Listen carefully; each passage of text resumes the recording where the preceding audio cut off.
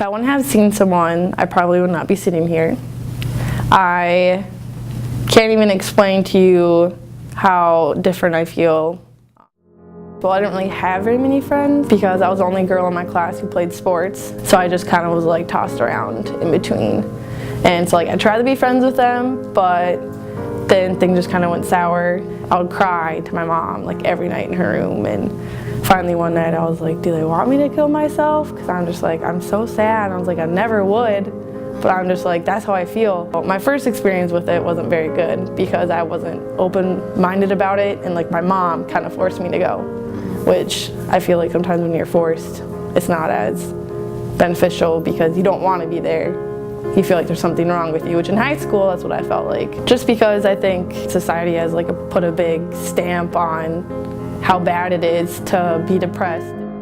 Actually, it was around this time is when things started getting really bad for me last year. I wasn't motivated to do anything. I didn't want to go out with my friends. I called my mom all the time. Like, I don't think I was ever happy. I would complain every single day about something. And eventually, I think when April hit, I was home for Easter and my mom was like, you need to start talking to someone. And I'm just like, I do. I was like, I feel like a horrible person because I'm like burdening my parents with all this. I'm burdening all my friends with all this. And it's just like, the big part was just like college was just stressing me out.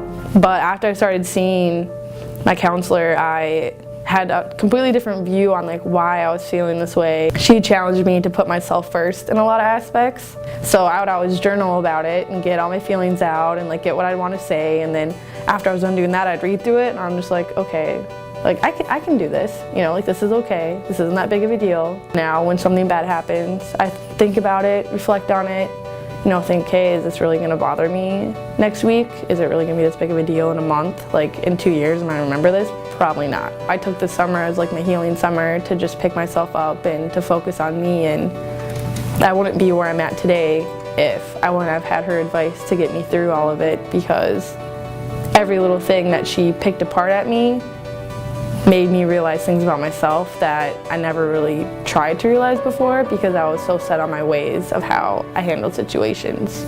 She changed my thinking so much that I can't even imagine thinking how I used to, because that was just like living in a black box. I'm Taylor and I have no shame in seeking help.